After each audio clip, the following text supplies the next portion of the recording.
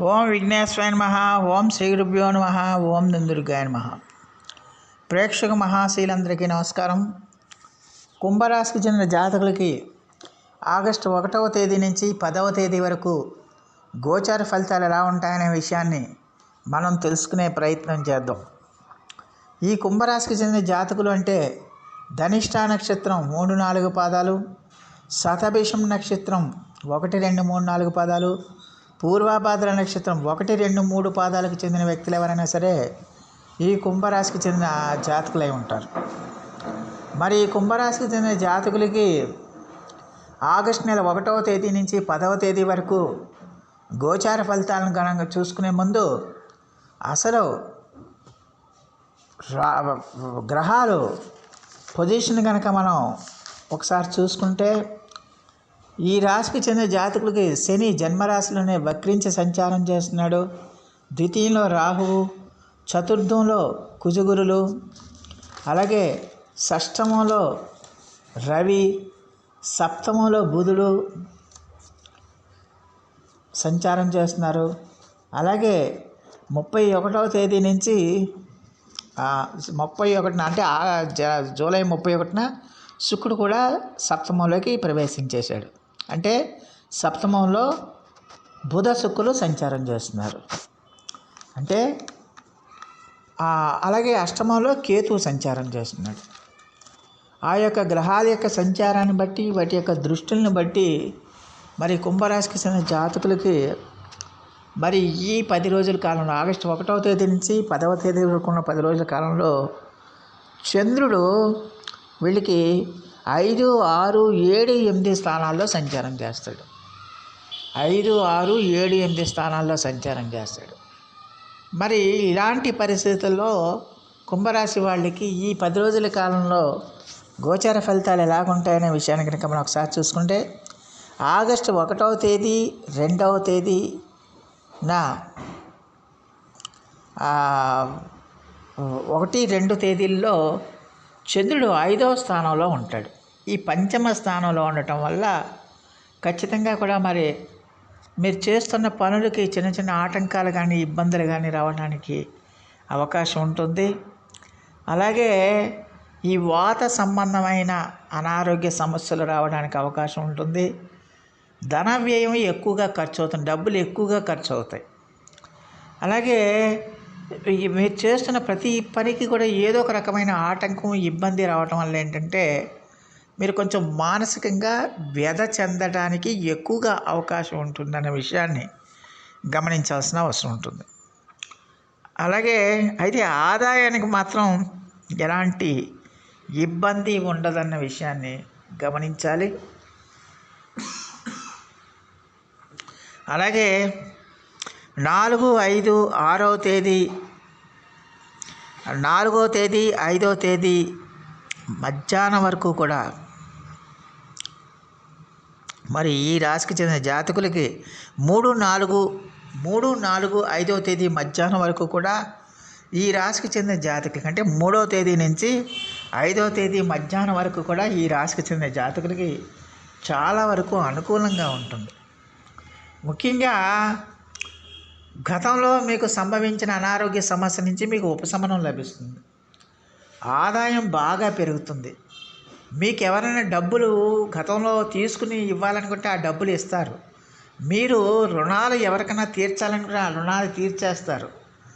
శత్రువుల మీద మీరు విజయం సాధిస్తారు. శత్రు శేషం లేకుండా చేసుకుంటారు. శత్రువుల మీద మీరు పై చేయిని సాధిస్తారు. ఆరోగ్యం బాగా సహకరిస్తుంది. అలాగే మీ కీర్తి ప్రతిష్టలు ఇనుమడిస్తాయి. అలాగే శత్రువులు కూడా మీకు పాదాక్రాంతం అవడానికి అవకాశం ఉంటుంది. మీరు మాట్లాడే ప్రతి మాట కూడా ఎదుటి వారి యొక్క మనస్సులను దోచుకునే విధంగా ఉంటుంది. ఎదుటి వారిని ఆకట్టుకునే విధంగా ఉంటుంది. అలాగే ఆధ్యాత్మిక ఆసక్తి కూడా మీకు పెరుగుతుంది. దానివల్ల పుణ్యక్షేత్రాలకు వెళ్తారు, తీర్థయాత్రలకు వెళ్తారు, దైవ దర్శనాలు చేసుకుంటారన్న విషయాన్ని గమనించాలి. దాంతో ఏంటంటే మీరు చాలా హ్యాపీగా, సంతోషంగా గడపడానికి ఎక్కువగా అవకాశం ఉంటుంది. ఎప్పటి నుంచి 3వ తేదీ కాడి నుంచి 5వ తేదీ మధ్యాహ్నం వరకు. ఇక 5వ తేదీ మధ్యాహ్నం నుంచి 7వ తేదీ వరకు కూడా ఈ రాశికి చెందిన జాతకులకి చాలా వరకు అనుకూలంగా ఉంటుంది. ముఖ్యంగా మీ యొక్క భాగస్వాములతో చాలా మంచి రిలేషన్స్ ఏర్పడతాయి. మీ పార్ట్నర్స్తో మంచి రిలేషన్స్ ఏర్పడతాయి. మీరు వ్యాపారాలు చేస్తుంటే మీ భాగస్వామి వ్యాపారాలు ఎవరితో ఉన్నారో వాళ్ళతో మంచి రిలేషన్స్ ఏర్పడతాయి. అలాగే మంచి సుఖం పెరుగుతుంది. మీ సంసార జీవితం, దాంపత్య జీవితం, వైవాహిక జీవితం బ్రహ్మాండంగా ఉంటుంది. అలాగే మీరు చేపట్టిన ప్రతి కార్యక్రమం కూడా విజయవంతం అవుతుంది. అలాగే గతంలో ఏమైనా సమస్యలు ఉంటే ఆ సమస్యల నుంచి కూడా మీరు ఉపశమనం పొందడానికి ఎక్కువగా అవకాశం ఉంటుంది. మీ ప్రతిభకు తగ్గ గుర్తింపు లభిస్తుంది. దానివల్ల ఏంటంటే మీ కీర్తి ప్రతిష్టలు పెరుగుతాయి, ఆదాయం బాగా పెరుగుతుంది. స్త్రీల పరిచయాలు కూడా బాగా పెరుగుతాయి.